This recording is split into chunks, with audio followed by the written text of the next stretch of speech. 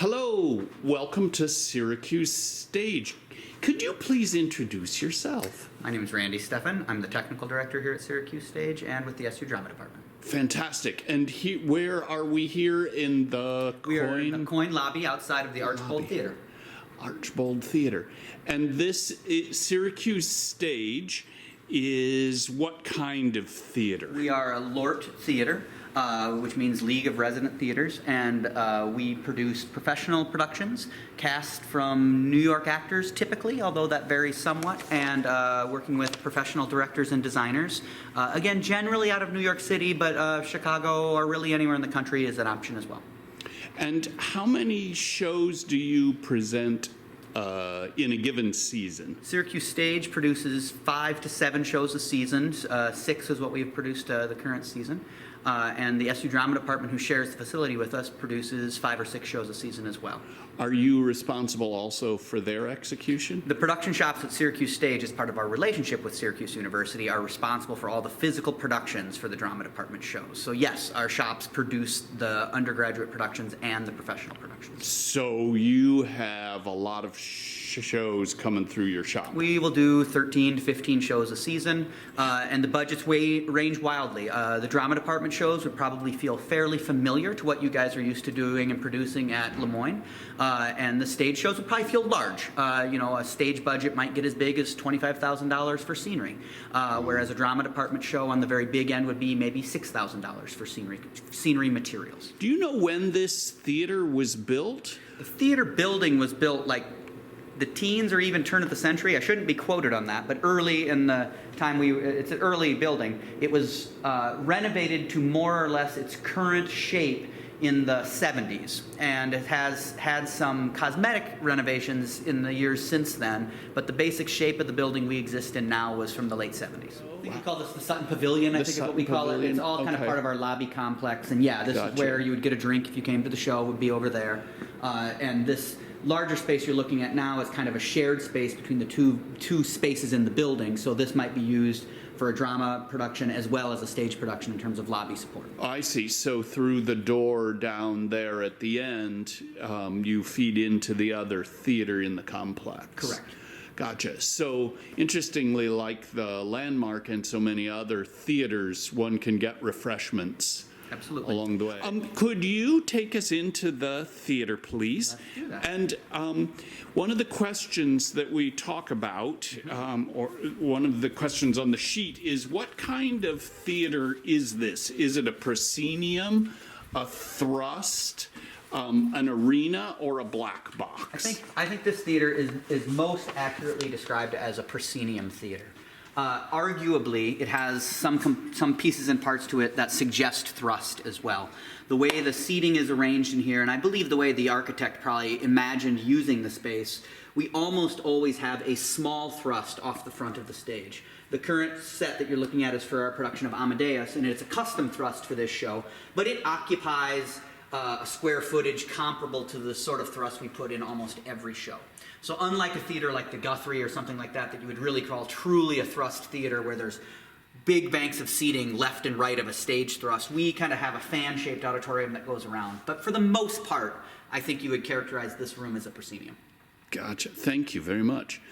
The proscenium, actually, because we could compare it, I suppose, to the Landmark Theater, gosh, it doesn't look like there's much proscenium here at all, but yet you call it a proscenium. I'm kind of panning around to take a look at what the facility is like. Being that this building was renovated in the 70s, we were not going to get the ornate architecture you probably would see at the Landmark.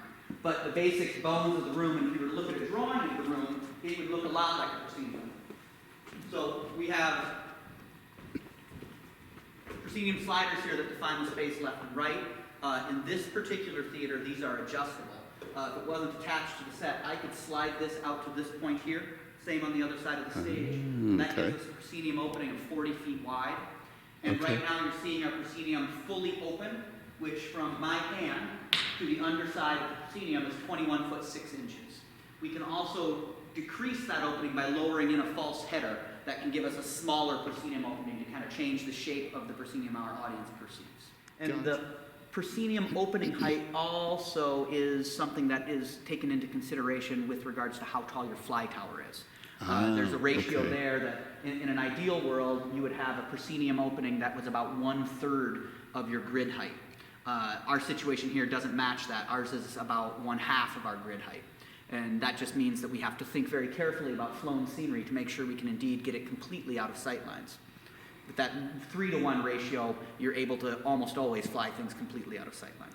So it's amazing that the walls of the theater are black. Why would you have a proscenium and want to paint all this black? I think the proscenium shape lets us, use a lot of the conventional ways of stage trickery, as it were. Having a set, having wings, having places to hide things, having fly tower that lets us fly things in and out.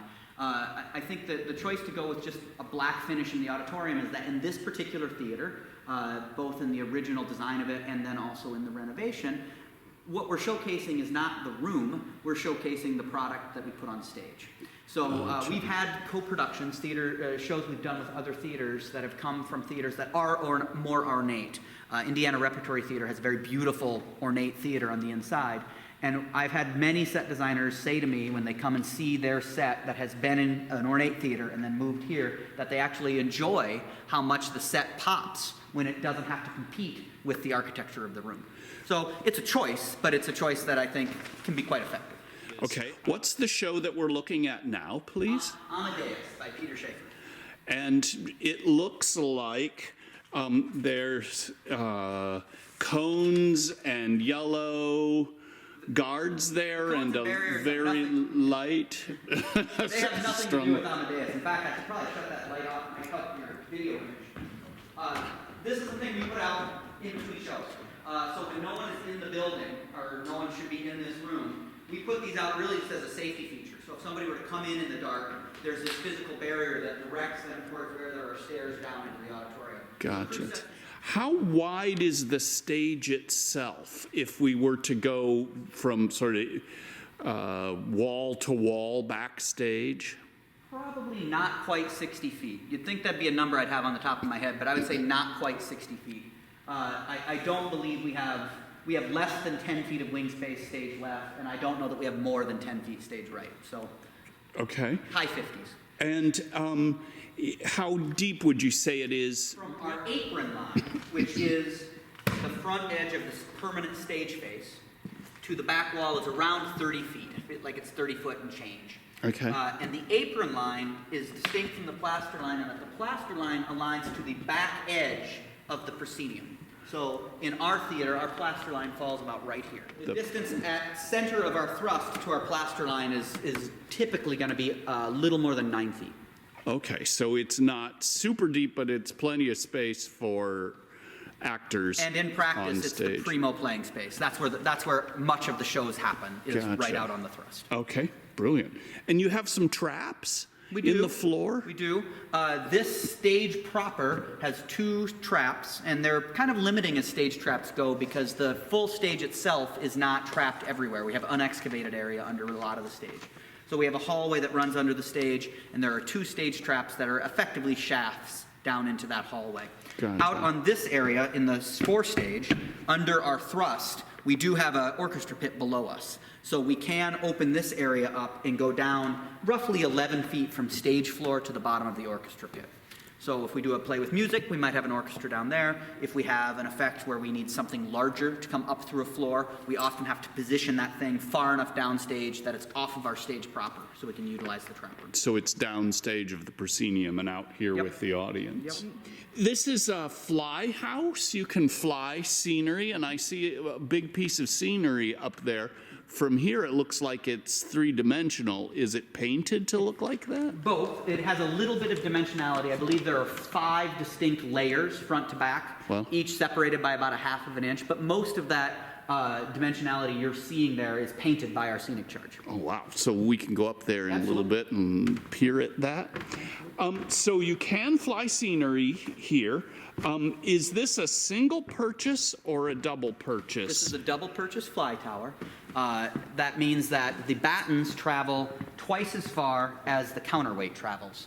The main thing that does for us here, and I don't know if you'll be able to see it well looking into the wing, but it lets us elevate the controls of our fly system some distance up off the stage floor. So it gives us wing space. There's maybe if you come up one wing, Carell, Okay. there's less of a light in your face. Okay. It gives us some wing space under yeah. our lofted fly rail. Okay, so I'm carefully going here. It's a little dark. I think you can see the back wall there. There's a small window that is the door, so people don't bump into each other as they go in and out. And then if you go up, there is a level here, and then you're up to that fly space up there. And I'm going to tip and keep going, and then you can see the grid is up here, and overhead are the battens. And as I come around, you'll see that that piece of scenery we were looking at, there's really not very much to it. As I get in line with it, it really is just made up of a few thin elements, and then you have hung it here off of the batten or the pipe, right? Correct. So that it just hangs off of cables, which you can kind of see happening over there. Now this is great because it gives us a chance to also see the auditorium from the actor's point of view. How many seats in this auditorium, Randy? 499 seats. Why 499? Years ago, I believe there used to be some relationship between theater capacity and your LORT classification. I don't Okay. know that that's as hard and fast of a relationship as it used to be, but 500 used to be some sort of a cutoff. Gotcha. And it's curious here. I see it looks like somebody put sheets over the seats. Why is that? Because we've closed the production of Amadeus, and to protect those seats when we are changing over from one set to another, we cover them. Because often, as we're tearing a set down and getting ready to put the next set in the theater, those areas become great big tables where we put scenery. So we might strike a show okay. and then carry a bunch of flats out and stack them on top of those seats, load the show in, and then Right. if we need pieces, pull them from there. So it's really just to maintain the seats in the house. So how many line sets do you have? This fly system has 34 line sets. They are roughly on 12-inch centers, meaning 12 inches between each line set, though some of ours are staggered where we have 6 inches between line sets. It just depends on where we're at in the fly tower. And how high to that grid that's up The there? grid is 45 feet from the stage floor. Most of the battens can get out to about 43 feet because there's a little bit of air that has to exist beneath the bottom of the grid and the batten Gotcha. itself. And that Okay. 43 feet out trim versus a 21-foot-6 proscenium opening means that you have to be very careful about how tall of scenery you build, because you need to make sure you have enough space up and out of sight lines to hide the things that you need to fly in. This show actually has, I think, 7 masking borders above the stage because we needed to add masking borders just to be able to hide the things that we flew in and out of sight. Okay, and those are called borders. Okay. And then what do you call these elements that are over here? These are custom built for the show, but these visually kind of do the same thing that what I would call a leg does. So Okay. had we not decided to spend the money doing this, this would have been potentially just a soft, tall, vertical fabric piece that hangs there. It's hard to see them. There is like a soft leg upstage here where the audience isn't as aware of it. Okay, This so, is what we would call a leg. And Okay. it does the same thing as a border, but it creates wing space for us. okay, and so I've come up a few steps here, and I'm looking now at the back of these. So you built these out of steel and put a bit of a frame, decorative frame on them, so that And they... covered them with fabric. Gotcha. And so those things are solid, but then they have all that space to get on and off stage. Do these move at all? These do not move. Gotcha. We did find that to focus lights, to fit a genie in here, we had to unscrew the middle ones from the floor so we could cheat them upstage and downstage. Wow. And they're connected to the grid with ropes. I see that they're actually, it's a little hard to tell with the video, but sure are a lot of places to hang lights out here. There are catwalks, and then as I look up overhead, I see an awfully lot of lights on pipes, which we call electrics. How many dimmers does the theater I think have? 512. I'd have to confirm with Dave, but I believe our racks are 512 dimmers. And Dave is our master electrician. Gotcha. So he ensures that the lighting is Yep. executed. Where do they, it's a little further down on the sheet, but since I'm looking out here, where are the control booths in this theater? House left, or stage right, there is a control booth tucked up under the balcony. That is the lighting control booth. Okay. And it is where the light board sits and where the board op sits during the show. At center under the balcony is the stage manager's booth. And they call the show from inside of that booth. There's a little red light that you're probably seeing on the video. Yeah. Just to the left as you're looking out of that, there's a small window. Might be hard to see that's actually our open captioning booth, where we, if we do a performance where we have somebody read visual descriptions of the show, they'll stand in there to observe the show and read visual descriptions for people with impaired sight can hear that visual description. And under the balcony, all the way house right, is another control booth, which is where we put our soundboard on a straight play. If we were doing a play with music or a play with a heavy sound component, we may actually move our soundboard to the back row of the auditorium in that same area so that we have a mix position where the soundboard operator can hear the show and adjust the mix on the fly as the performance proceeds. So there is an in-house sound system with a lot of speakers, I presume. You Yep. can move things around. There's a certain amount of what we would call permanent positions that we have installed around the back Okay. of the house and in the front walls of the proscenium, and there's a center cluster that very rarely move. And then on the stage area proper, there are a few speakers that get moved around as necessary per the needs of the production. Is there a scene shop? There is indeed a scene shop.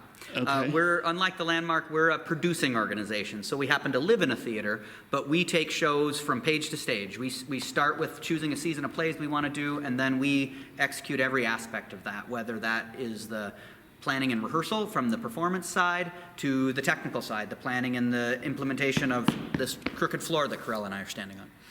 And I like you used how would you you referred to this floor as a deck? This is a deck. This is a deck built for the show, and this is a raked deck, which I imagine you've talked about in your stagecraft class, in that it's sloped. This is actually a fairly steep rake. This is 3/4 of an inch to the foot, Wow. which is the steepest a rake can be before we have to get special permission from Actors Equity Union to act on them. So this is a relatively steep rake, but it makes sense to do that when you see the work that our scenic charge artist did on this floor. She painted this portrait of Amadeus on the floor, and by raking the deck, it makes this visual much more apparent to the people sitting in the orchestra. Right. In this theater, folks in the balcony always get a really nice view of the stage floor. But if you're in the orchestra, even in the back rows, the stage floor kind of just looks like a mudge of color. If there's anything detailed in it, you can't really pick it up because of the angle you're at. But by raking this, it lifts the back edge of the floor up and lets the orchestra see more of it. And since she did such a beautiful job on this, we, of course, would want to feature that. So this is a portrait of Amadeus that the designer put right into the floor. Yep. For this world of the play, and I've managed to walk up here on some steps with you, and then, golly, I'm looking back here, and I notice there's some black drape, and then it looks like a cyc, and we talked a little bit about cycs because we have one at the Performing Arts Center, and it's a big sky cloth. The camera's not really doing it justice, but if you look up also, you'll notice that there is a scrim in front of it. And I know it's a scrim, even though it looks fairly solid down low, because I can see through it. Can you tell us a little bit about what drapes are back here and why? If we were in performance mode, this cyc that Corell was just describing to you would be down a little lower. It'd probably be about 7 feet lower than where it sits right now. And the scrim would be all the way in until it was actually a little bit below this crash mat you see on the floor here as well. And what that does is you can see some strip lights on the floor here, and then there's a matching set of them up on a pipe that you can't see up above. When that cyc is in, the lighting designer can turn on different banks of color and can really make that cyc whatever color she wants it to be. The scrim is in because that gives us the ability, if we don't light the cyc at all, that scrim gives us the ability to have what is essentially just a black background behind all of that. The material of our cyc is rear projection screen. So the reason you see the black curtain tied on the same pipe of it just happens to be a little bit taller, is because any run light behind that rear projection screen will glow that projection screen more than we want it to. So we actually hung that black curtain there simply to be a light blocker so that the crew could have run lights backstage to protect, or so that they could see where they're walking. So with the rear projection screen, you must do some shows where you're putting images from way upstage, although it doesn't really look from here like you've got a lot of distance, but you could, because of the fly house, you can put that rear projection screen in any number of places. If we do a show with a considerable amount of projections, that screen would probably be about right where I'm standing, maybe a little bit further downstage. And as projection technology has improved, that amount of space you need behind the screen to get an image of a decent size keeps getting smaller and smaller because the lenses keep getting wider and wider and the illumination gets brighter and brighter. Oh. So, but I'd say you'd need at least 10 to 15 feet of space upstage to make projection of any size. Fantastic. So you have a scene shop, you have a paint shop. Is it here in this building? Our paint shop is off-site. We do all the painting in a warehouse across town. It's just a function of square footage that we have. So in a moment or two here, we can walk in and take a peek in the prop shop, in our wood shop for scene reconstruction, and our metal shop for scene reconstruction. And wow, so you have a lot of different shops to do the different... Costume shop is in the basement. There's an electric shop that is like where they do, prep work and things like that. They do a lot of the electrics work has to happen in the room, of course. Same thing with sound, but both electrics and sound have small support spaces where they do some bench work on their units and things. What about storage? Is there scenic storage here? Yeah, there's never enough. We have some storage on site. We have a storage container, like a shipping container behind the building that we keep some stock platforms and flats in. We have an off-site warehouse shared in the paint space where we store some furniture and prop things. We have another off-site warehouse that is kind of overflowing with an assortment of costumes, props, and scenery. So it's always a juggling game as to deciding whether you're going to keep something or not keep something, because the space is at a premium and you want to keep things that you think you're going to use again, but you never quite know what you're going to use again to. Boy, space in a theater is a challenge. Is a premium, yes. And you have a loading dock. Maybe we should go, if I should probably stop asking you all these questions. We should keep going with our tour. So, watch your step as you come down here, Carell. Okay, I'm not sure if you guys really get a sense of how little wing space there is. The lighting is illuminating things, and Randy's just walking off and down those stairs, and you're there. And then take a look, here's one of the walls of the set, beautifully painted with all these images of... Those are printed. Amadeus. Oh, wow. So they're printed out. These are printed on canvas and glued. Wow. Okay, so the scenic artist had to paint this gorgeous floor, but didn't have to worry. Boy, look at the detail on this, you guys. I don't know if you can see how beautiful that is. Wow. It is impressive what Holly can do. And then over here, again, from the actor's point of view, are these wings, and that wall over there takes you off stage. And then you can't really tell from here, but once you go through that door, you go down the stairs and you're in the dressing rooms. And this show, worth just showing them one quick other thing, Carell, is in this show we actually have a motorized piece of scenery. Oh, wow. There is a little wagon or a little pallet that we use to bring this piano on and off stage. So when we walk off left and exit the room, I can point to it. But there's a motor backstage that's controlled by a computer control station over there that can drive this back and forth on and off the stage when we want the piano and when we don't want the piano. And there's almost nothing in the floor that indicates that's happening. There's this channel right here, and there's inside that channel there's a thing called a dog, which is a little slippery piece of plastic that's hooked to a piece of cable. The motor actually pulls the dog back and forth across the stage. And then that dog has a thing called a knife inserted into it that's attached to the pallet. And when the dog moves, it pulls the knife, and the knife pulls the wagon, and the wagon moves where we tell it to go. Cool. Can I follow you off stage? Let's do that. It'll get dark and disconcerting for a second. Oh, splendid. Oh, it is very dark and disconcerting. Yeah. But that's where the motor's at, and that's what moves it. Okay. And then, interestingly, here are some props. And then here I am looking through what an actor would see. And this is interesting, a hardcover flat to keep things solid. And we talked a little bit about Hollywood Flats. We'll talk some more about that later on in the semester.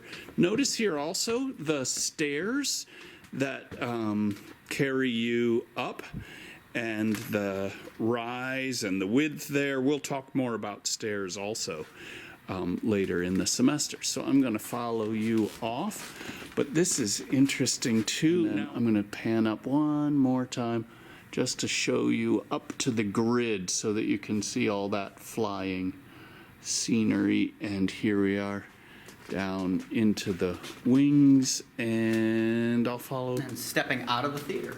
into a corridor. And just to peek for a quick second, I'll show you the prop construction shop. And props are anything that's not scenery? Well, here's how I would describe it. George, would you flip the lights on in there, please? We've got George here helping. Hi, George. The way that the prop master and I often characterize it when we're teaching a class about props and scenery is if you imagine you're moving into an apartment. When you go into that apartment after they give you the keys to use the bathroom quick because you just got done with a long drive, what you see in that apartment when you walk in, when it's just the first time you've walked into it, that's the scenery. The set shop builds all of that. Gotcha. Everything that's in your moving van is props. So if it's a piece of furniture, your personal effects, things like that, that's all props. Is that a hard and fast rule that's always that way? No, that can vary, different needs of a show, unique circumstances, but that's a really good way to think about how those two areas delineate who does what.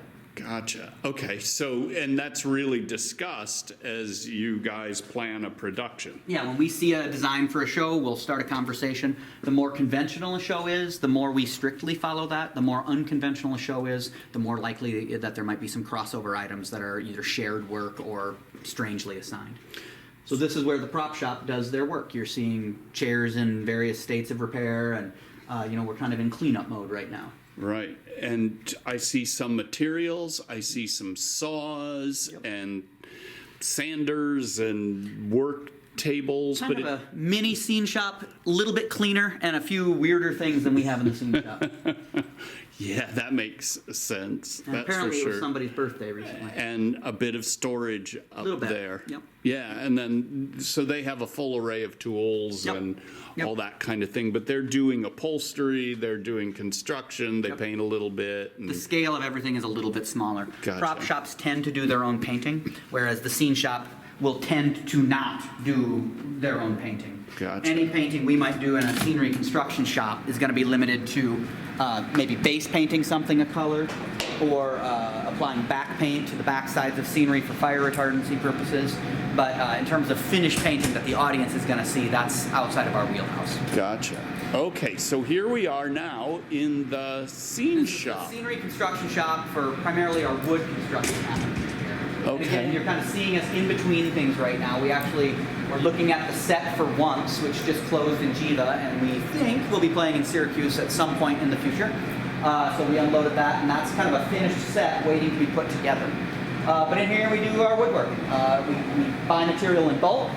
That material then gets charged out on a show-by-show basis. We buy lots of 2x4s, lots of 1x lumber. We buy a lot of plywood, and we turn that into the scenery that people come in to see. Since we don't paint things in this building, everything that we make has to go out through our loading door and into our box truck and get driven a mile or two across town to where the paint shop is at, where Holly paints everything, and then we load it up and bring it all back again. So anything with paint on it gets trucked twice before the audience sees it. Can we just walk down this way a moment and sort of see what's down here? So it looks like there's a lot of lumber there and a saw to chop it up, several saws. And then it also looks like you have a rack for plywood. Rack here. We have another overflow plywood rack in one of the theater wings of the other theater. Hardware, office space for the TD and the ATD is up above, and another storage loft for overflow of hardware and specialty items that don't get used as regularly get stored up there. Now, it's interesting that you should have so much height here, I noticed there are a lot of vents and what have you, but in some scenery, backstage books, they describe a big wall that you could fly scenery up and down to paint. There's the remnants of a paint frame here. There are some ringing ships way up high that you can see there. Okay. And there's actually a little trough that used to open up. And I think that back in the way back day, at some point they used to do painting here. 20 plus years ago, the situation used to be they build scenery during the day and then paint scenery at night in this room. Wow. That's been changed for a long, long time when we moved our paint processes off-site. But it used to be pretty common practice to paint scenery vertically. That's kind of gone out of favor. Most scenic artists today are more comfortable painting scenery on the flat, so they lay the scenery down. I was kind of curious why the shop is so high. Some of it, I think, is just vagaries of the building. You know, like this is just the space they put us in. But So I think this- the idea of a paint frame wall was a thing, you know, pre-74. So this is as big and as high as the theater is next door for the Yes. drama department, Yes. for the And this university probably productions. feels like a really big room, but it often doesn't feel like a very big room to me. We often wish it was larger. I'm You can sure. see the doors that you know, everything we make, this is our Boy. critical dimension. Yeah.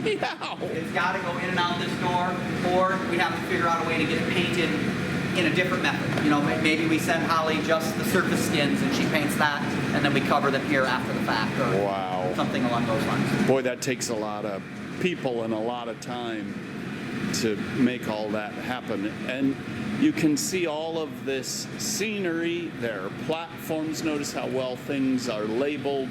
And these are hardcover masking units. Those we would call legs. Are they not legs, right? Because it says up, so you know which way to put it in. And then these work in tandem with them. These are Scrim covered flaps. And then I got to see the show in Rochester. So what happens often is cast members will exit into the wing, but not all the way out, and might continue to play an instrument. Well, all of the cast in this production plays instruments. And then you can kind of see that person play that instrument, but they're not really the focus of what's going on. The performers who are singing stay on stage, and we focus on them, but we can still perceive the players on the sides. And then doors take you out into the university backstage. Correct. And then doors here take you into the Syracuse Stage backstage. Big door. During load-in, we can make a Wow. hole like that. Wow. And I see you play a little basketball. It's been done. Wow. That's great. So there's the backstage wing, but when you're doing a show, you don't worry about that. Great. And then you said something about a metal shop? That's right over this way.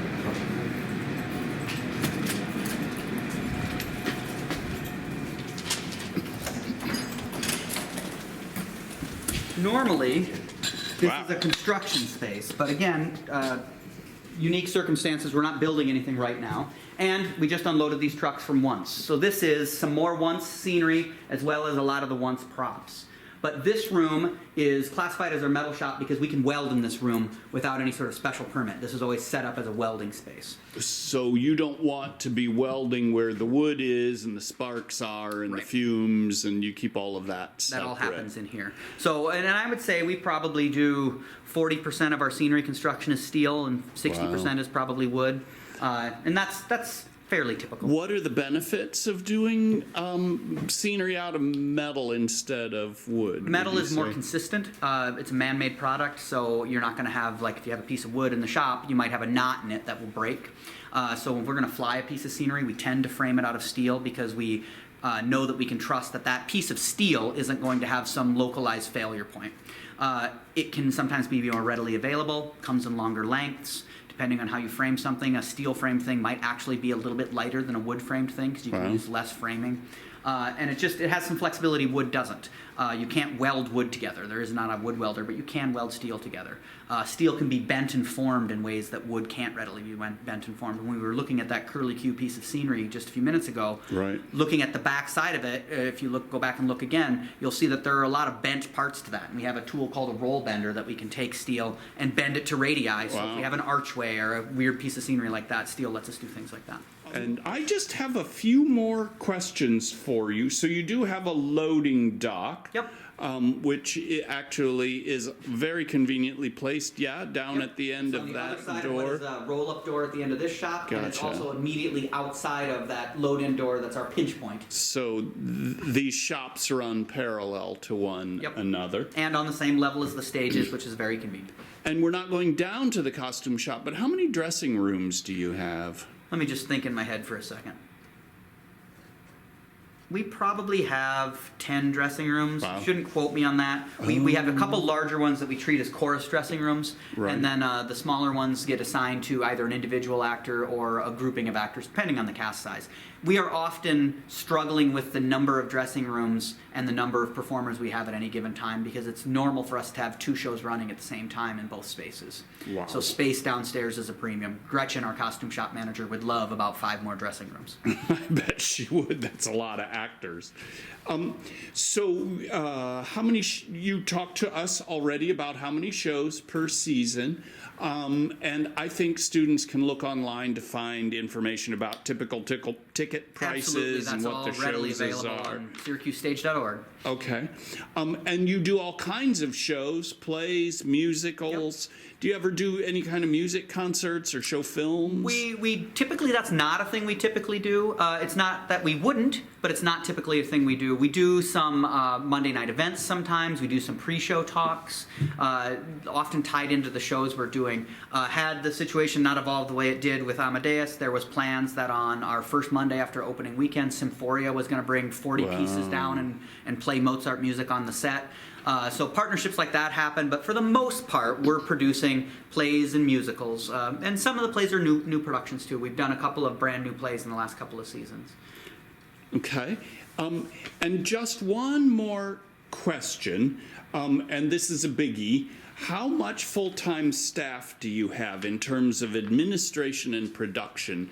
And we don't have to get super detailed in it, but just to give everybody a kind of an idea of the range of people that are here. I think when we are in the middle of the season, fully producing, if you're including all administration, front of house, and production staff, we're probably pushing 100, if not even a little bit over. I think production in full swing is 60, and that's the largest department. But there's production, there's marketing, there's development, there's education, there's front of house staff, ushers. You know, there's a lot of people here doing a wide range of things. You know, I'm pretty. My job has me in the mix of it with producing the shows, but there are people who are quite a bit removed from the physical production of the show, and they're focused more on how do we sell this show, how do we reach out to our community. There's a wide range of skills that a theater like Syracuse Stage would employ.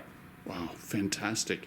And I hope everyone will, I expect everyone to go online and look at the mission statement and find out more about Syracuse Stage. And we actually believe, though we're not sure of the details yet, that seeing Amadeus will be an option. We did videotape the final, our opening and closing night were the same performance. Oh, no. And we videotaped that. WCNY came in and did a 3-camera shoot, and we're working on the logistics. But the hope is to offer subscribers and ticket buyers who had already purchased tickets access to view that video, and we're hoping to be able to offer that as a purchasable thing for the public. So there's a chance that your students could purchase a ticket to watch the recorded video of Amadeus. Oh, fantastic.